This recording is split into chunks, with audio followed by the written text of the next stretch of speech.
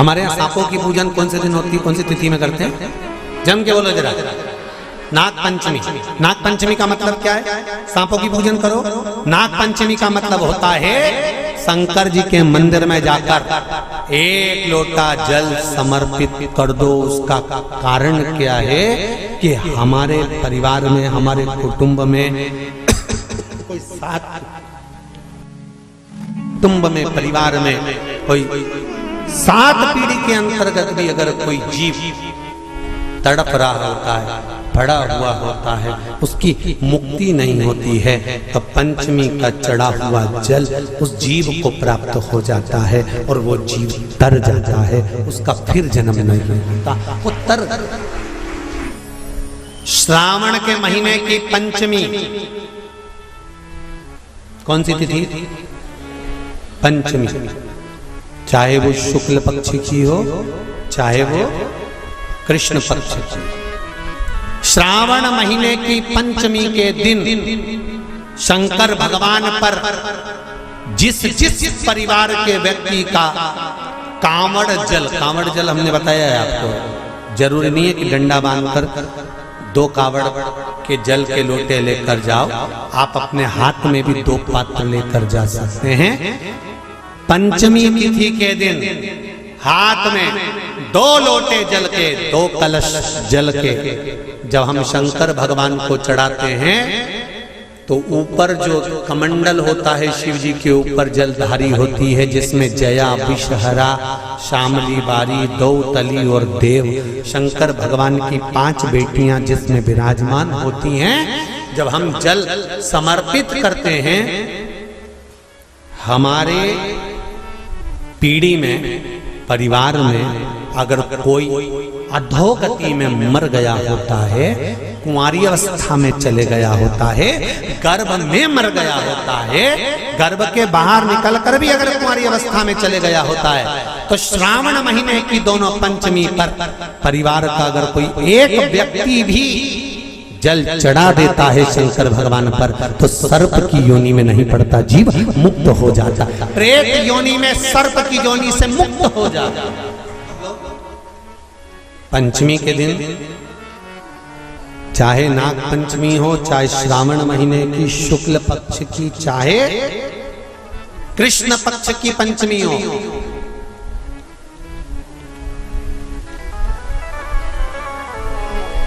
शिव जी पर जल चढ़ाया गया। श्रावण महीने की पंचमी के दिन देवाधिदेव महादेव पर चढ़ाई गई शमी पत्र,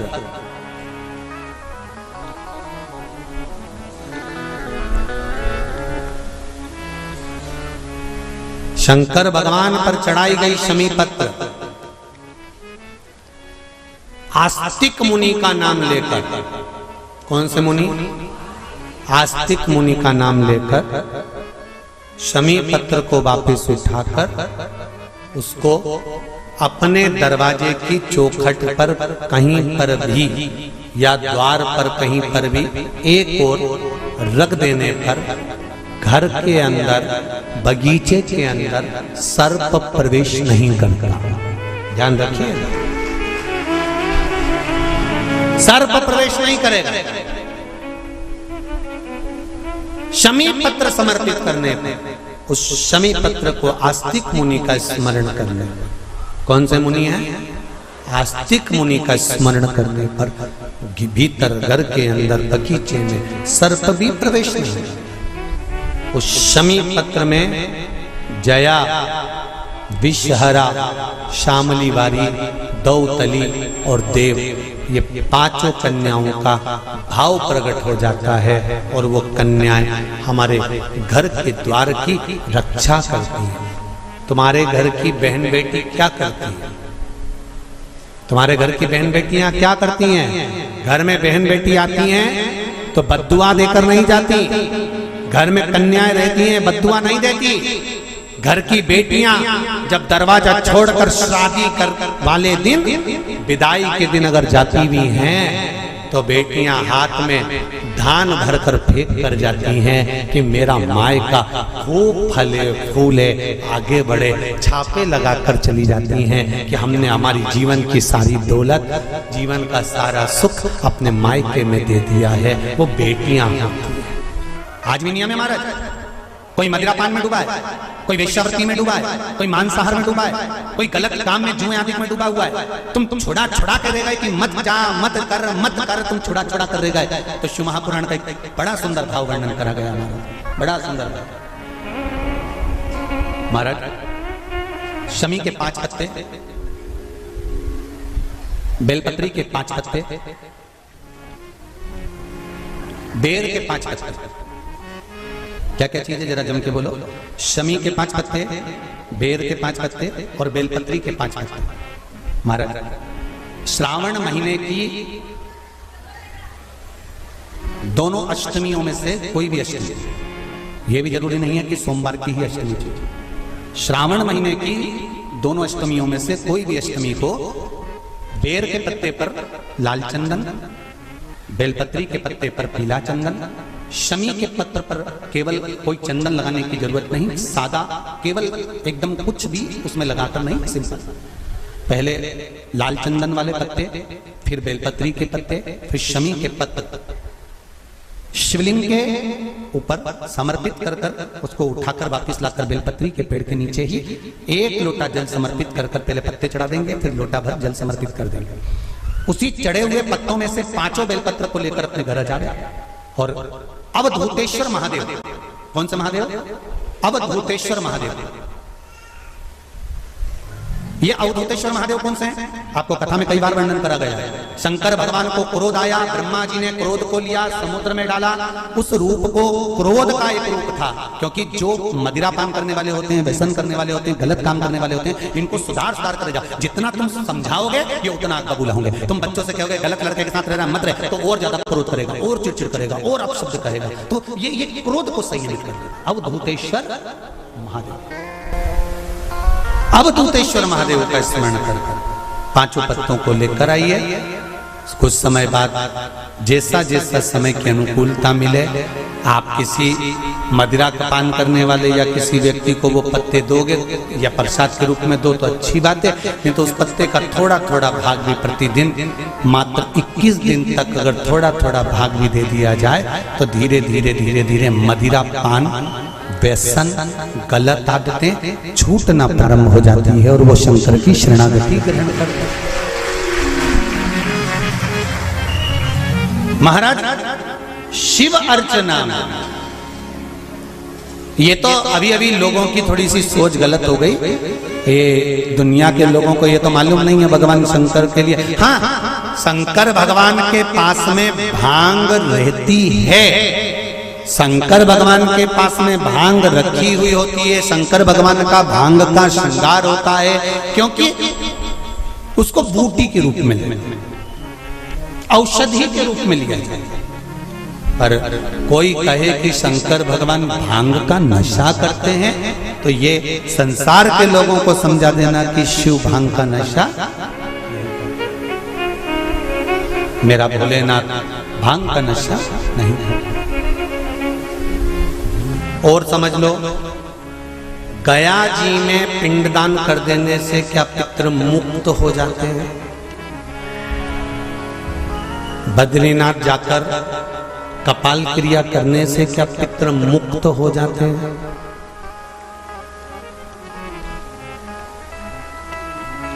भाई,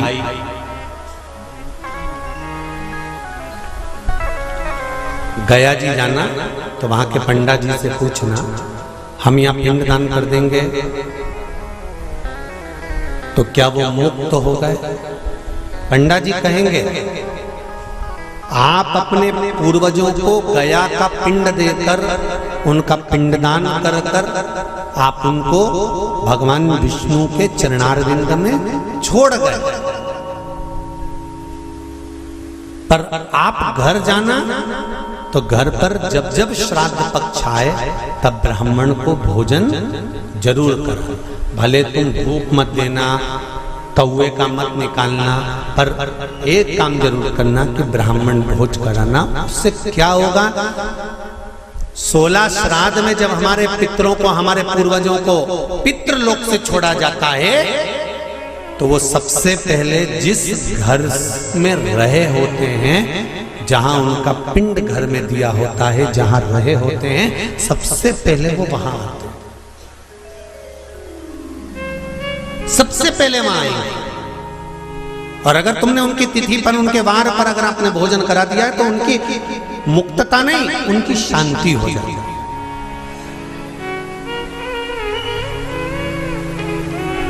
अब देखिएगा जरा, कथा पर विशेष ध्यान रखना। श्रावण महीने की शिव महापुराण की कथा कह रही है कि नारी का अखंड सौभाग्य कैसे रह सकता है।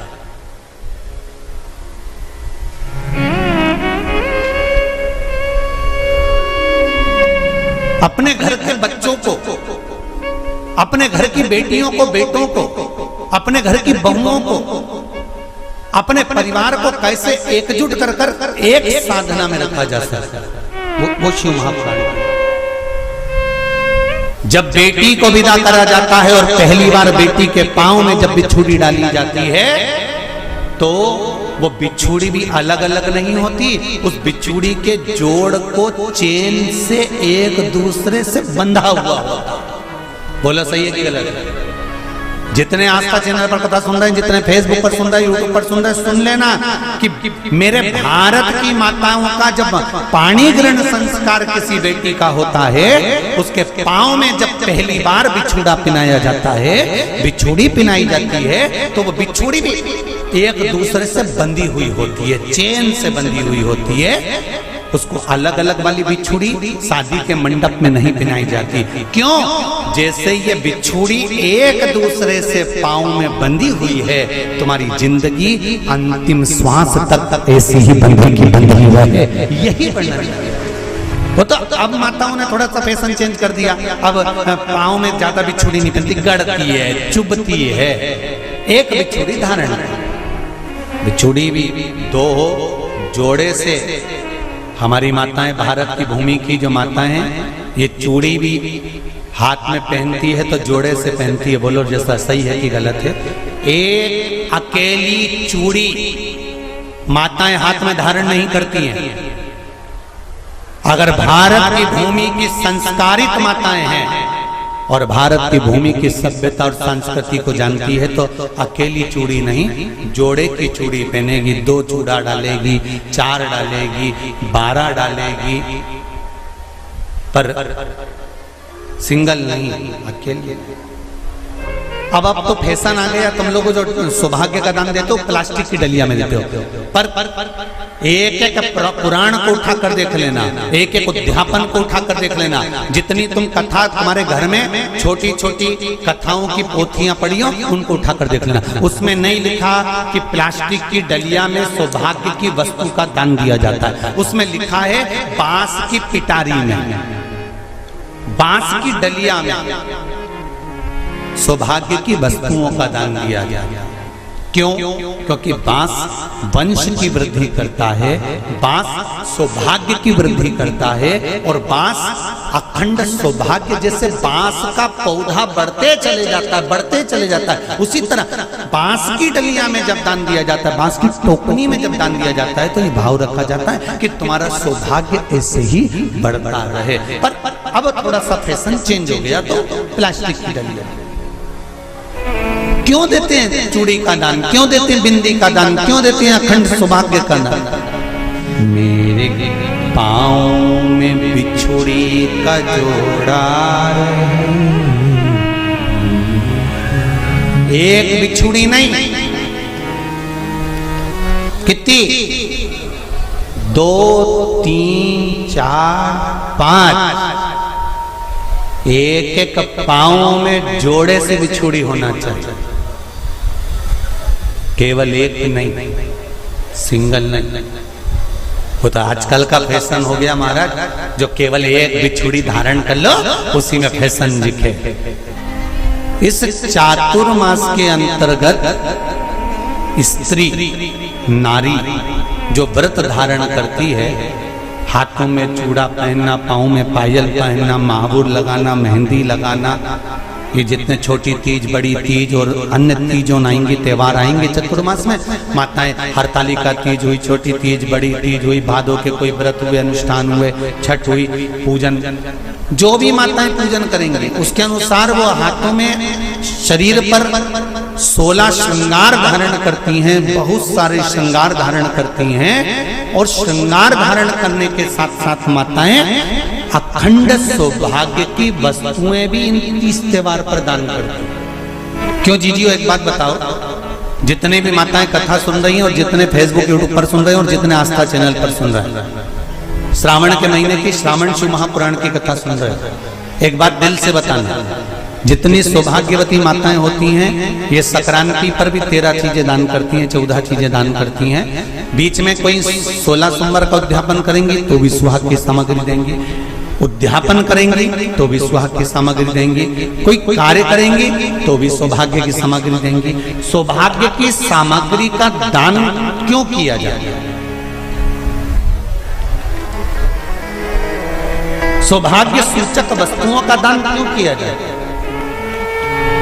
सौभाग्य की वस्तुएं क्यों प्रदान करी जाती है, क्यों दी जाती है? उसका कारण क्या है? भारत की भूमि की सौभाग्यवती माताओं का एक मन की अभिलाषा रहती है, भारत की भूमि की माताओं की एक अभिलाषा रहती है कि जब उसके प्राण छूटे तो अखंड सौभाग्य धारण करके पति के कंधे पर और पुत्र के कंधे पर शमशान पर। अब देखिए, कोई व्यक्ति समझा रहा है, आपकी सास बहू को समझा रही है और बहू सिर पर पल्लू लेके ठाका लगाकर खूब जोर जोर से हंसे, तो ईमानदारी से बोले सास को गुस्सा नहीं आएगा? कैसी पगली है, अकल क्या सब बेच खाई इसने? मैं समझा रही हूं और ये ठिठोली बना रही है। मैं इसको समझा रही हूं और ये मेरे ऊपर हंस रही है। सास बहू को समझाए और बहू खूब ठाका लगा लगा कर हंसे तो सास को बुरा लगता है। 80 की तो बॉर्डर कबड्डी जैसे छूटे आते हैं कहीं कहीं के, 80, 85 और 90 की बॉर्डर तो कबड्डी जैसे छूटे आते हैं, कहीं कहीं के होते हैं जो तू करते करते वहां तक पहुंचते हैं और 80, 90 की उम्र को छू के फिर आते हैं। नहीं तो आज का जमाना तो 70 हो जाए, 80, 70, 75, 70, 75 और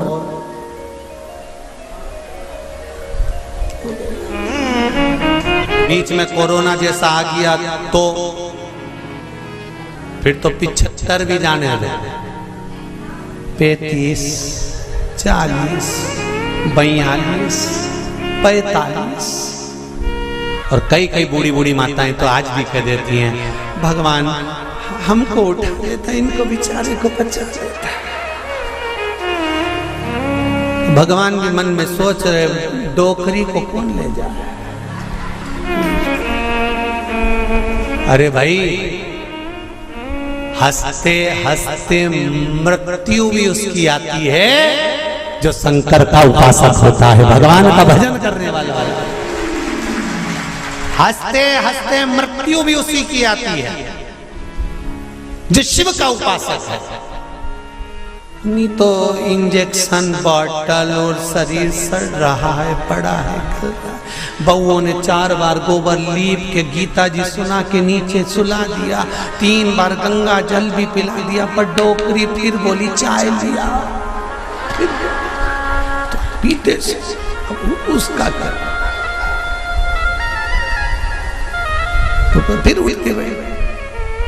तुमको अगर बगीचे का सबसे सुंदर फूल पसंद है, तुम एक से बढ़कर एक बगीचे में गए पर फूल वही तोड़ते हो जो तुम्हें पसंद आता है। मेरा महादेव संसार में से उसी को उठाता है जो महादेव को पसंद आता है, ये शिव है। तुम चाहे गीता जी सुना दो, चाहे गंगा, जल पिला दो। चाहे किसी महाराज से पूछ कर कितना भी दान करा दो, हमने गाय दान कर दी। पंडित जी को बुला के गाय भी दिलवा दी, एकादशी भी छोड़ दी, पर ये नहीं छूटी। शंकर जी के मंदिर में जाना और उसको देखकर एक स्माइल कर कर मुस्कुरा कर भी आ जाना। शंकर जी भी समझेंगे इतना दुख इसकी जिंदगी में है तो वो भी मुस्कुरा रही है, तो पार्वती जी भी कह देगी चिढ़ा रही है। काय का मुस्कुरा रही है? वो चिढ़ा के कह रही है कि दुख तुमने दिया है तो मिटाओगे भी तुम, इसलिए मैं मुस्कुरा रही हूं कि मेरे दुख को मिटा देना। जैसी प्रसन्न होकर मैं आई हूं तुम्हारे मंदिर में, ऐसी प्रसन्न कर कर भेजना, ऐसी प्रसन्न। पहले हमारी आदत थी, हम सीहोर में अगर कोई शांत भी हो जाता था तो उनके यहाँ जाते थे, तो उनकी बहुएं रोती थी ना, तो वो हमको देख के चुप हो जाती थी। उनको मालूम है अगली कथा में बोल देगा, तो बहुएं चुप हो जाती थी हमको देख के। उनकी डिजाइन नहीं तो कई बहुएं ऐसी अल्लाह अल्लाह के रोती थी, सांस मर जाए तो खूब अल्लाह अल्लाह के रोए, ऐसी रोए ऐसी रोए। तो मन में बाद में तो आता ही था कि बताओ, हमको काकी मिली थी और पहले कह रही थी कि मैंने 3 दिन से इनसे कह रही कि मेरे को गर्म चाय दे दिया करो। जब बेटों की चाय बनती है तब मुझे चाय देने आती है, तब तक चाय भी नहीं देती, और आज अल्लाह अल्लाह के रो रही हमारी अम्मा मर गई। तो बोलो याद आएगी कि नहीं आएगी? तो अब रोने से कौन सा फायदा है? इसीलिए निवेदन है 25 लाख की गाड़ी में बैठने वाले भी एक दिन 25 रुपए के लोटे में भर के गंगा जी चले जाता। एक प्रैक्टिकल छोटा सा करके देखना, तुम रास्ते से निकल कर जाओ, जाते जाते जाते जाते थोड़ा सा मुस्कुरा कर चले जाओ तो 4-6 दुकान वाले टेंशन में रहेंगे। बोलो सही है कि गलत है? 4-6 दुकान वाले टेंशन में रहेंगे। हंसा क्यों, ये हंसा क्यों, ये हंसी क्यों? क्या लिफाफा देने स्टेज पे चढ़े दूल्हा दुल्हन को, और उन दोनों को देख के एकदम जम के हंसते, दोनों टेंशन में आ जाए। दो पत्नी पति से कहे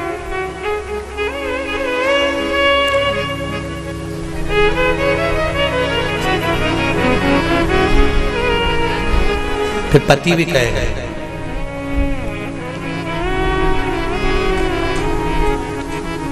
फिर धीरे से काना फूसी होगी, ये हंसा क्यों?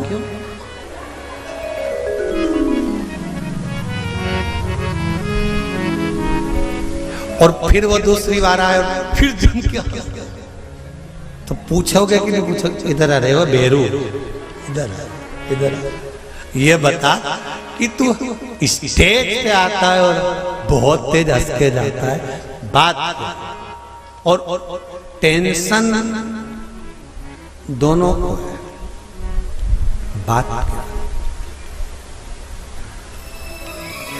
रसगुल्ला खाते खाते भी पत्नी उस टेंशन में पड़ी रहेगी और पति से पूछेगी तुम्हारा दोस्त इतनी तेज क्यों हंसा था? सही बता। पति पत्नी को गुलाब जामुन पहले बता, वो हंसा क्यों, ठाका क्यों लगाया?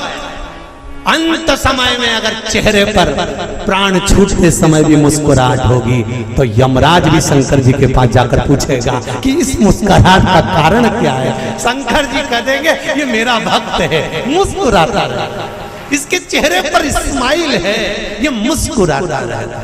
सुंदर संवाद। चौसर खेल रहे थे पांडव चौसर खेल रहे थे। द्रौपदी से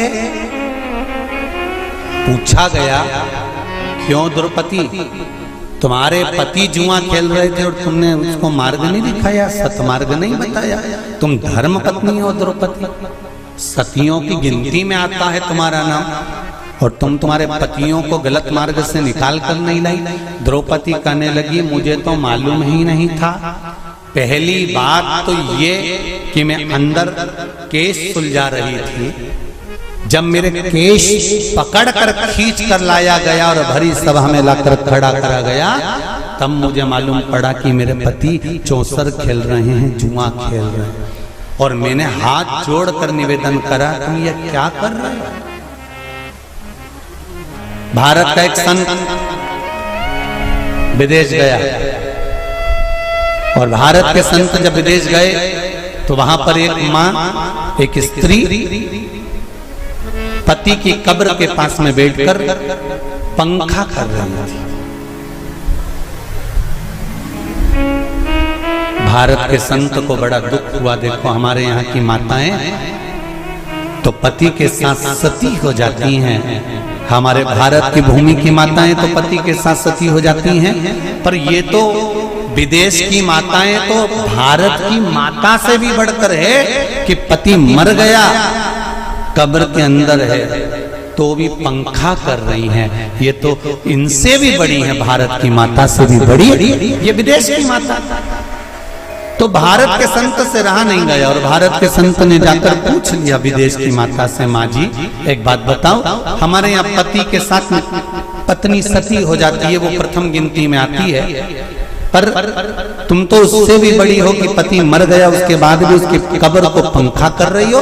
इतने में विदेश की माता ने कहा, मैं पति को पंखा नहीं कर रही, हमारे यहाँ नियम है जब तक पति की कब्र नहीं सूख जाए हम दूसरी शादी नहीं कर सकते, इसलिए पंखे से सुखा रहा।